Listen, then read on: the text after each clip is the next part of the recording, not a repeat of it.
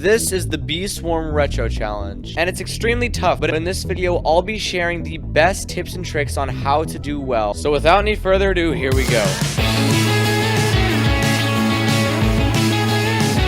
Alright, now there are a bunch of little strategies on how to do well in this, so I'm basically giving you guys a complete playthrough tutorial along with the tips. Now for starters, the very first thing you want to do when you join is buy 3 bees. You unlock bee number 1, then you unlock bee number 2. Now you can begin with your bees attacking the first round. When it comes to bees, your goal is to get vicious bee as fast as you possibly can, but if you can't seem to get vicious bee, just any bees that do attack are the ones you're really gonna want this game. Now you honestly don't need to collect that much honey to begin with, but if you do want to collect some more, you can use items in this game, and you can glitter the fields. Field dice, however, do not work. Now you can begin with your bees attacking the first round. The first round is honestly very easy. As long as everyone else in the game got their bees, you should be able to take out the slimes just using your bees. And your goal is to get as many of these bricks as possible, because the first thing we're going to be buying is a sword. And these brick blooms over here, you want to get as many of them as you possibly can. The weaker ones are better to get though. Now keep in mind, once you have your first 3 bees, you're not going to buy any more bees for a very long time. The next thing you buy after getting your first 3 bees is the classic sword, and it's best to drag your sword into the first slot of your hotbar. That way you can easily switch in between your tool and your sword.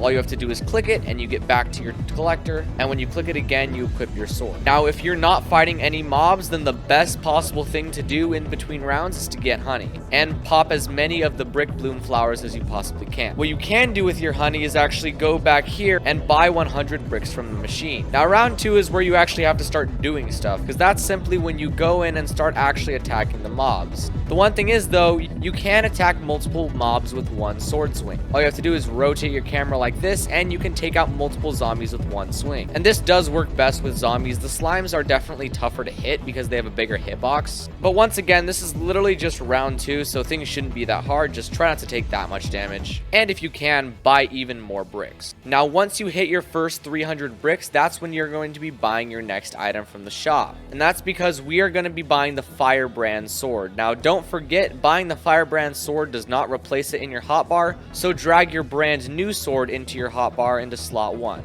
That way you always switch back to it. Now this sword is so much better. But don't forget, you still have about 30 seconds until next round, so don't forget to keep collecting pollen and breaking the flowers. Now, while there are a ton of things over here that we could still be buying, we're not actually going to be buying any of them. The one thing that we're saving up for now is the alumina. It's 1,500 bricks, which is definitely a lot, but trust me when I say that the firebrand sword can carry you all the way to the alumina. Honestly, just by using this sword, you can get pretty far into the round. This is simply because the sword does like 200 damage, and can one-shot nearly every single zombie that you'll end up encountering. And round 3 is extremely easy because it is literally just zombies, which are the easiest mobs to take out. You'll get a lot of bricks from this round, but once again, don't spend them. You're saving up 1,500. So use this extra minute to get some much needed pollen. Now you're going to continue attacking all of the mobs until you manage to save up the 1,500 bricks. And this strategy does work best if the entire team is also doing it with you. You know, just buying the swords and not buying the bees. Honestly, it really is a stupid idea to buy bees early in this game. As you can see, we're at 1,452, so we're so close. And we should just be able to get that by breaking these brick blooms. That is, if this other person doesn't steal my bricks. And just like that, we've now hit the 1,500, so we're going to go and we're going to buy the alumina. Make sure to not step on any of the other buttons. We just want the alumina. And don't forget, drag the alumina into your number 1 spot in the hotbar so you don't forget about it. And before we continue, there's actually a bit of a strat you can use here, because all of the mobs will spawn in one spot. So when the new round starts, you can actually just go straight up to them and just easily farm them, because they're all just spawning in the same spot. Now the reason the alumina is so overpowered is because it does like 1,000 damage. So it basically one-shots everything you will find in round 9. Well, almost everything. And like I said, this does work best if everyone else on the team is also buying the alumina, because then that means that everyone is one-shotting the slimes. And after buying the alumina, you should be able to finish round 10 no problem. So now that round 10 is over, you guys probably have some leftover bricks and are wondering what you're supposed supposed to buy next? Well, after you buy the 3 swords, you're going to want to buy the 4 foods at the end. You can start with the Bloxiade, and you're going to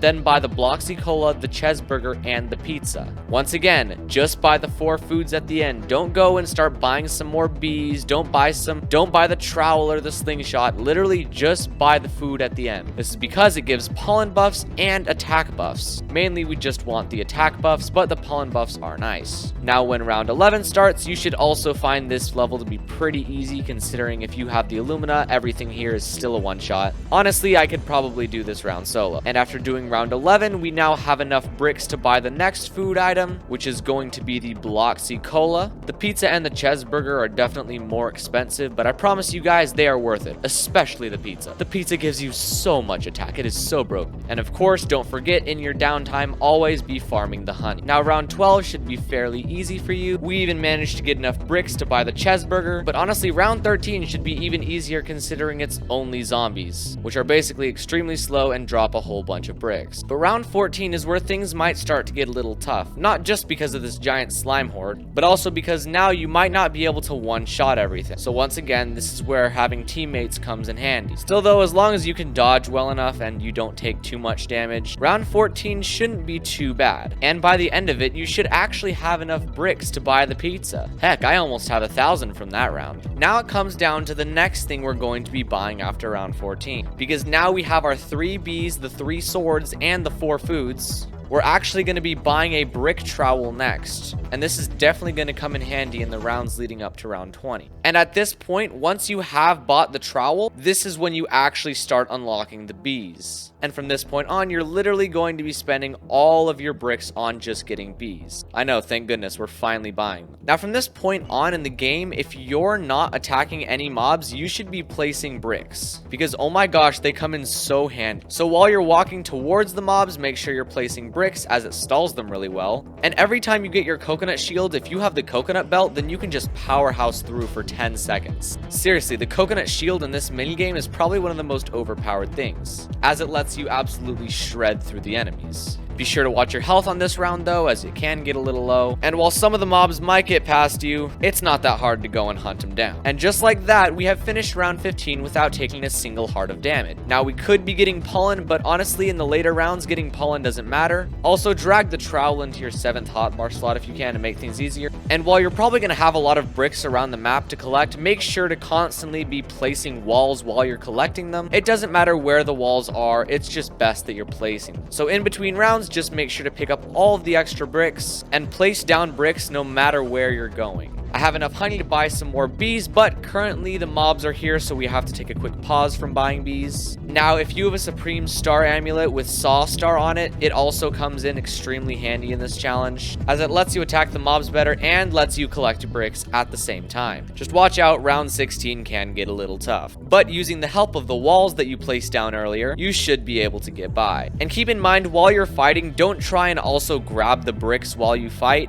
The bricks will still be there after the fighting's over, so just focus on attacking the slime. Then you can grab the bricks afterwards. And with round 16 complete, we can go buy some bees, and don't forget, place walls while you're walking over to buy the bees. Seriously, I wasn't joking when I said place them wherever you go. Now from round 16 onwards, things really only get tougher. The mobs get stronger, the levels get higher, and honestly, there's just more of them to take care of. Now if you're a level 20 hive and you play it well using all the tips I've given you in this video so far, you can honestly make it to round 18 just by yourself. But making it to round 19 and 20, you're most definitely going to need a full team of 4 professionals. Otherwise, trust me, this won't work. Now from what I know, if you make it to round 20 plus, you can get marshmallow bees, which is probably one of the best things ever. So make sure you have a max 25 marshmallow bees from this challenge before the update leaves. So now all that's left for you to do is get a team together of people that are actually willing to do this game with you and just start grinding. And with that, I honestly wish you guys the best of luck. I put a lot of work into this video, so honestly, it would really mean a lot to me if we could just try and hit 60,000 subscribers by the end of this week. I think it'd be a really cool way to end the school year, because gosh, keeping up YouTube and high school is tough. And with that said, I hope you guys have fun playing the rest of this update. Don't forget to use all the tips in the video, and I will see you all in the next one.